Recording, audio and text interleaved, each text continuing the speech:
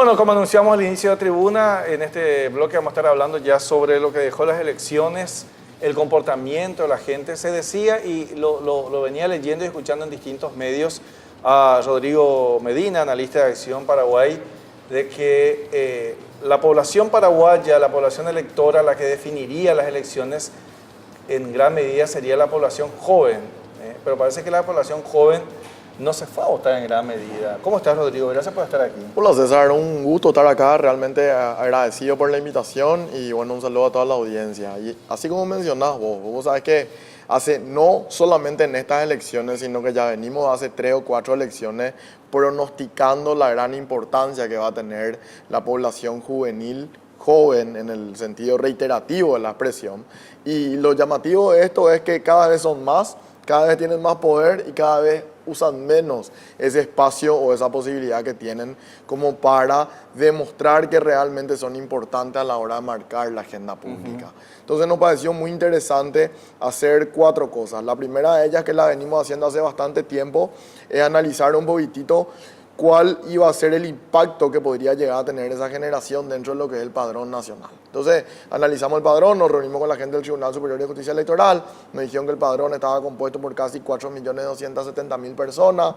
Después le preguntamos, la segunda pregunta fue, de esas, ¿cuántas representan la población joven? Ahí vino el popular Paraguay, que es joven, ¿verdad? Porque que es joven para nosotros, 50, 55, siguen siendo miembros de la juventud. Yo puedo decir que sigo siendo joven, por ejemplo, ¿verdad? Y mira, el equipo joven del PLRA, creo que estaba un poco grande. Creo que está todavía ahí, es líder del equipo joven del PLRA, ¿verdad? Blas Llano, en realidad. Sí, pero hay que ser honestos y sinceros. O sea, ¿cuál es ese marco de edad? A eso quería llegar. Por otro lado, en la papeleta también había un partido que se llamaba La Juventud, que tampoco representaba mucho el sinónimo de lo que es la franja etaria. Entonces nos ayornamos a lo que dice la Organización Mundial de la Juventud. Y la organización dice que juventud es de 16 a 29 años. O sea, esa es la franja etaria en la cual hablamos de juventud. Evidentemente, para poder formar parte de nuestro padrón electoral, tenés que tener 18 años. Entonces, para nosotros, juventud medido desde el padrón es de 18 a 29 años. Entonces, el primer análisis fue de esos 4.271.000 paraguayos que tienen la posibilidad de votar, ¿cuántos realmente eran jóvenes? El número que nos saltó fue casi 1.300.000 paraguayos jóvenes menores a 30 años y mayores de 18 o desde 18, que representaban un 32% del padrón. 32%. Un número no menor es que si comenzamos a jugar con el tema de la juventud y decimos vamos a estirar la franja a que se vaya hasta 39, que es lo que generalmente los gremios, las asociaciones y la gente toma como un criterio, estábamos hablando del 54% del padrón nacional. O sea, más de la mitad más 4 en el buen sentido de la palabra. ¿Qué nos llamó la atención poderosamente sobre eso? 3 elementos. El primero, que de esa población joven que te hablé al principio, el 32%, 7,1% iba a votar por primera vez. O sea, no llegó a votar en las elecciones del 2013 y iba a ser la primera elección en la cual iban a estar participando. Representaban 311.000 votos, 7,1% del padrón. Entonces dijimos, qué bueno sería comenzar a hablar de la problemática que tienen los jóvenes en los distintos aspectos, como para que cuando se den cuenta de la cantidad de problemas que realmente tienen y vean por el otro lado el poder que tienen, como para ir a hacer una especie de trueque, yo te voto si vos representás algo de la solución de mis problemas, capaz podemos generar una participación activa de la juventud, porque ya veníamos con antecedentes de participación baja. O sea, tuvimos 22% en la época de Horacio Cartes, tuvimos un 16% en la época de Fernando Lugo y tuvimos un 18% en la época de Nicanor. Entonces, más o menos por ahí nomás estaba nuestro margen entre un 20%. Nosotros inclusive creíamos que iba a ser superior y comenzamos a analizar después de tirar la información. Y te tiro 4 datos nomás que me parecen importantes de recabar, sobre lo cual funcionó toda nuestra agenda de medios. La primera guardó relación con el nivel de pobreza que afecta a la juventud paraguaya. 6 de cada 10 jóvenes están actualmente en situación de pobreza. Primer dato. Segundo, más de 1.100.000 jóvenes están fuera del sistema educativo. Tercer dato, y no menos importante, del gasto social del Producto Interno Bruto a la franja mayoritaria, y ahí te hablo de juventud menor a 30, representa casi el 60% de nuestra población y nuestro gasto social es solamente el 2,8% del Producto Interno Bruto.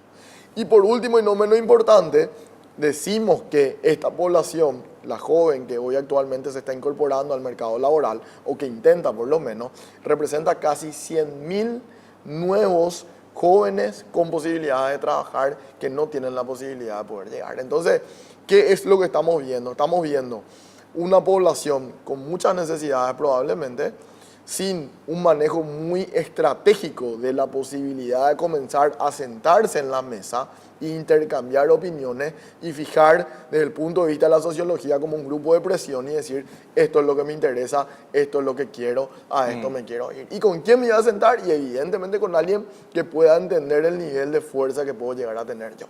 Entonces eso fue la primera etapa del trabajo, fue visualizar... Estamos hablando antes de las elecciones. Claro, entonces la primera etapa fue visualizar el padrón, el comportamiento del Tribunal Superior de Justicia Electoral con relación a la participación que tendrían por derecho adquirido propiamente los jóvenes. Por otro lado, visibilizar, se trató en el debate que hizo Dende, se trataron en diversos medios, salimos también a hablar con ustedes varias veces, Radio Nacional también. O sea, creo que por todos lados nos fuimos a hablar y a decir algo relacionado a eso. Es más, los propios medios de comunicación también hicieron lo suyo sin la necesidad que participemos nosotros efectivamente en todos los espacios, ¿verdad? Y de ahí vino el famoso día D. Dijimos, bueno, esperemos sentados y veamos cuál es el resultado de todo esto. Y nos pareció interesante no hacerlo de esa manera, el de esperar sentado. Entonces, Acción, que es una plataforma de impacto social en la cual iniciamos toda esta campaña, y justamente viene de hacer algo y no era quedarse quieto. Su nombre lo dice, Claro, ¿verdad? su nombre viene de hacer acción, lo que fuere, pero hay que estar en movimiento para lograr algún tipo de resultado. ¿Qué hicimos con Acción? Dijimos, ¿qué posibilidades tenemos de tener participación en los 17 departamentos más en la capital del país con observadores electorales que puedan marcar 4 cosas? La primera, que puedan visibilizar a través de la percepción el nivel de participación de jóvenes en las cabeceras departamentales. La segunda, que puedan contrastar lo que estaban viendo con lo que realmente pasaba en las distintas mesas. Entonces se acercaban a los miembros de mesa y se les preguntaba qué tal el nivel de participación, están participando bien, bajo, medio, alto, etcétera. El tercer nivel era acercarse al joven, una vez identificado y habiéndole visto dentro del proceso en sí, y preguntarle, ¿viniste a votar? Sí, vine a votar. ¿Votaste informado porque manejabas las propuestas de los candidatos o votaste pues tu papá nomás te dijo que era tu obligación ir a votar y no te quería ver en la mesa o no te quería ver más a la tarde y no sé, saliste a tomar té y te fuiste por ahí, ¿verdad? El tercer nivel, y no menos importante, se le preguntó quién creía que iba a ganar dentro de lo que era su percepción. Y el cuarto, y no menos importante, cuáles eran los canales de información a través de los cuales ellos se informaron. Y vos sabés que los resultados, César, nos salieron bastante interesantes. El primero de ellos, y voy a comenzar por el positivo, el 88% casi de los jóvenes que participaron, acuérdate, estamos hablando de esa franja de 32, la convertimos en un 100%. De los que participaron en esa franja de 32%, estamos hablando de un 14% de participación en el padrón, 14%. Es inferior, según nuestro análisis de percepción, aclaro esto, y con 1000 muestras a nivel país, en los 17 departamentos más de la capital, manejamos un 14%. Ponerle que en una equivocación podemos tener un +3, -3, no creo que lleguemos a 25 puntos de equivocación, me refiero a las encuestas, pero creemos que nos podemos equivocar también evidentemente.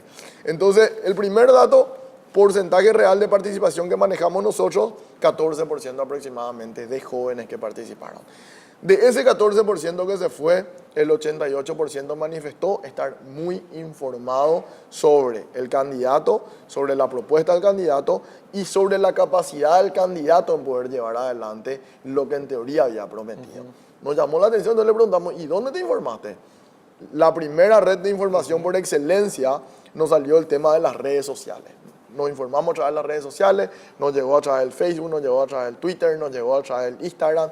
Cualquier red social que se te pueda llegar a ocurrir fue específicamente el principal canal de comunicación. Sigue siendo el medio del medio, entonces finalmente es el medio del medio. Exacto, tal cual, así mismo como lo describiste, Sí. ¿verdad? Porque el segundo nivel nos sale la televisión y el tercer nivel, y este es un dato no menos importante después de la televisión, nos salen las concentraciones políticas.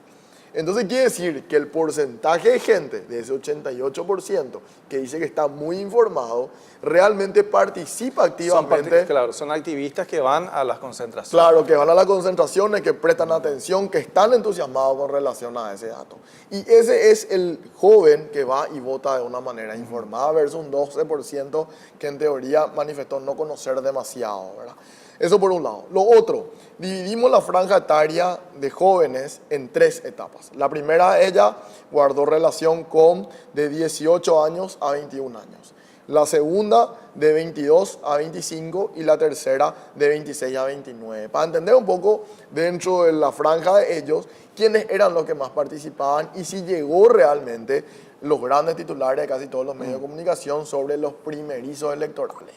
Y vos sabés que nos llamó la atención de que realmente llegó. Los que más participaron fue la población de 18 a 21 años. O sea, esa gente primeriza. Los primerizos fueron los que más. Tenemos un 42% de participación de ese sector versus un 33% de los de 22 años a 25 años. Y de 26 en adelante, ya evidentemente los que menos participaron, creo que me queda un 27% aproximadamente, 24% aproximadamente dentro de eso. ¿Verdad? Entonces nos pareció interesante y ahí hicimos un análisis histórico. Y lo que hoy tienen 29, en la elección pasada tenían 25 y en la elección antepasada tenían 18. Entonces oficialmente son nomás luego poco participativos y poco informados a la hora de generar acciones relacionadas al fortalecimiento de la democracia a través del sufragio. Y es un dato no menor por lo siguiente. Uno de los principales problemas que estamos teniendo dentro de lo que es el tema de la participación de los jóvenes, y ya hablo de un análisis que venimos haciendo hace bastante tiempo, es 2 cosas. Una, la ausencia de construcción cívica en los centros educativos, colegios y universidades, donde la educación cívica no es uno de los temas principales dentro de la agenda. Vos le preguntás, ¿leíste una Constitución Nacional alguna vez? No. ¿Te enseñaron la regla de tránsito, para llamarla de alguna forma, que estamos tan estresados casi todo lo que manejamos de alguna u otra manera? Tampoco. Ese conservar la derecha, la izquierda, nada. Entonces hay mucho de desinformación sobre lo que el ciudadano tiene que saber que existe dentro de lo que es el contrato social preestablecido dentro del cual estamos todos los que nacemos en Paraguay, ¿verdad? Entonces ese es el primer punto. Y el segundo, en los lugares donde se habla mucho de educación cívica, para llamarla de alguna manera y llamarla a estos grupos de participación política, organizaciones de la sociedad civil que trabajan en el tema del fortalecimiento de la democracia, no llegan de una forma muy directa a generar el ejercicio de la democracia. Entonces, ¿qué te pasa? Y es lo que nosotros estamos viendo. Viene el joven, vos le bombardeás con la información y le decís, tenés que votar, tenés que votar, tenés que votar, tenés que votar, tenés que votar. Le llega el mensaje y dice, me voy a ir a votar. Y después ve, que fue lo que pasó según varios analistas, ve que hay fila y no, pues demasiado tiempo lo tengo que esperar, ¿no? Y esto que lo otro, o sea, no está acostumbrado al proceso también. Y es tipo el ejemplo de, yo te enseño a nadar, vos nunca tuviste pileta y te doy clase de teoría todos los días. Todos los días estudias en mi casa conmigo teoría de la natación y un día se me ocurre y te empujo al río. Evidentemente, en la primera te va a ahogar. Y después vas a comenzar a salir a ver cómo vas a flotar, de verdad. Y es un poquitito lo que nos está pasando actualmente. Hay muy bajos niveles hoy, tanto en colegios como en universidades, de centros de estudiantes, en una primera instancia. Y otra, en los gremios y asociaciones, casi en su mayoría, hay como una especie de temor a hablar o a discutir de política. O sea, es tipo un fantasmita ahí que se puede aparecer en algún momento determinado. Y cuando hablo de política no estoy hablando de política partidaria, estoy hablando de políticas públicas, ¿verdad? Y el tercero y no menos importante con esto es que también le tienen un poco de miedo a la elección dentro de los gremios. O sea, los más grandes dicen, no vamos nomás a arreglar entre nosotros, ¿para qué? Pero no vamos a pelear y vamos a armar 2 o 3 listas. Entonces, ese es un problema y un fenómeno que vemos un poquitito más en las generaciones un poco más chicas y bueno, básicamente eso fue. Y un dato más, y con esto cierro el genérico y después ya te respondo en lo que me quieras preguntar. Nos llamó la atención que las mujeres, cuando hicimos la división género, varones versus mujeres de participación, las mujeres a la mañana temprano participaban más que los varones.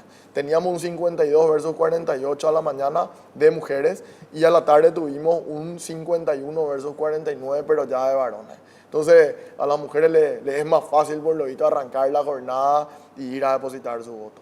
Eso en líneas generales. ¿Qué pasa que la gente, se habla de que hubo poca participación, de que fue la peor de todas las historias, etcétera, etcétera? Evidentemente hay algo, ¿verdad? O sea, cuando a mí me preguntan, digo, faltan nuevos liderazgos. O sea, se le critica al Partido Colorado de los candidatos que tenía, pero el Partido Colorado generó nuevos líderes.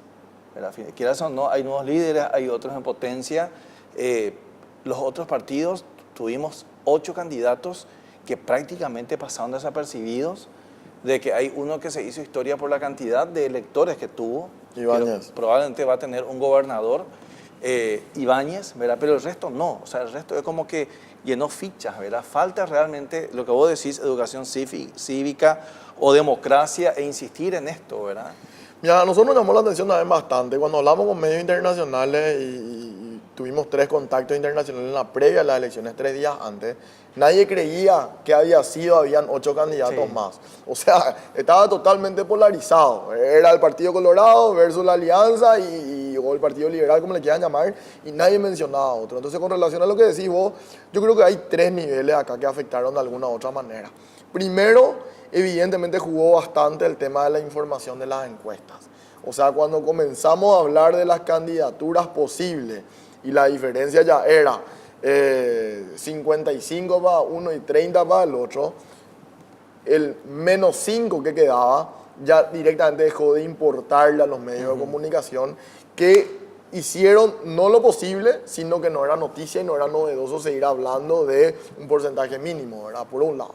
Por otro lado, evidentemente hay una gran responsabilidad de los que se candidatan en tener la obligación de hacerse saber que ellos están en la candidatura, ¿verdad? O sea, tampoco le podemos culpar todo a otro y decir, no me abrieron las puertas. El caso paraguayo Cubas, ¿verdad? Que totalmente. A lo mejor no tuvo medios, pero él hizo. Sea como sea, su pero marketing político, que él estaba. Claro, su marketing político a su medida, ¿verdad? Pero a eso quiero llegar. No, yo veo, y con esto te quiero aclarar que estoy de acuerdo contigo, hay no una ausencia de liderazgo, pues yo creo que hay mucho liderazgo en distintos lugares. Lo que hay es una ausencia de compromiso de que realmente ese liderazgo se vea fortalecido a largo plazo. O sea, me voy a candidatar, sí, pero me tengo que candidatar por el Partido Colorado, por el Partido Liberal, porque si no la estructura de me va a comer y ya es demasiado complicado, y si no tengo que entrar a una alianza y se termina ahí el proceso, ¿verdad? Entonces es más, ¿de qué manera llego a cómo realmente yo me visualizo como una persona? Yo creo que tiene que ver mucho con el autoestima, personalmente, de cada candidato. Y otro también, Rodrigo, y pena que ya casi no tenemos tiempo, ¿verdad? Ese mito de creer que porque uno tiene prensa y medios va a llegar. Pasó con una, podemos hablar de nombre sin problema, con, entre comillas, La Cachorra, por ejemplo, que a lo mejor porque era tan famosa, tan conocida, que estuvo en el programa de mayor rating, creo que ganó 2 veces, se desmayó, llamó la atención, etcétera. Pero no llegó, o sea, no siempre. No es el único caso. No es el único caso, ¿verdad? Le tuviste a mi librito, le tuviste a Yesa Fruto, que tuvo una campaña mediática. O el mismo Clary Arias ya en otra ocasión que pensamos que iba a ser concejal y tampoco lo fue, ¿verdad? O sea, que ahí realmente política es otra cosa. También, por otro lado, eso creo que demuestra un poco de madurez de la gente. O sea, por un lado criticamos baja participación, pero por el otro lado también no es que se le vota solamente porque uno está en medios, por ejemplo. Claro, mira, yo con esto quiero ser claro también el tema. No hubo baja participación relacionada a elecciones anteriores que tuvimos. Hay más gente. No, claro, o sea, hay que analizar 3 cosas, ¿verdad? Lo primero, nuestra población va creciendo. Los mayores son los menos y los más jóvenes son los más. Entonces, evidentemente, a medida que pasan los años, hay más gente dentro del padrón y hay que hacer ese análisis de cuánta gente, si hubiese sido lo mismo, hubiese participado. Ese es un primer análisis relacionado al tema de participación. Y el segundo, y no menos importante, es que nuestro nivel de participación es bastante elevado en comparación a otros países, y ya sea americano o europeo, como le quieras llamar. No es un porcentaje de participación bajo. Bueno, Rodrigo, mira, se nos fue el tiempo, tengo muchas preguntas para seguir haciendo, o sea, es que seguro que en breve te vamos a pedir nuevamente tu participación aquí en Radio Nacional para seguir hablando de este tema. No, pero mira, tus órdenes, César, un saludo a la audiencia, la verdad que a nosotros nos motivó mucho estos resultados, pero con el objetivo de comenzar a establecer políticas que puedan funcionar de una mejor manera para el 2020 y para el 2023. Muchas gracias, Rodrigo Medina, analista de Acción Paraguay. Ya escucharon ustedes estas estadísticas que, por supuesto, vamos a seguir compartiendo con ustedes. Vamos a una brevísima pausa. Ya nos acompaña en instantes Patricia Stanley, directora de la Dirección Nacional de Propiedad Intelectual, para hablar sobre este tema, Semana de la Propiedad Intelectual. Ya volvemos.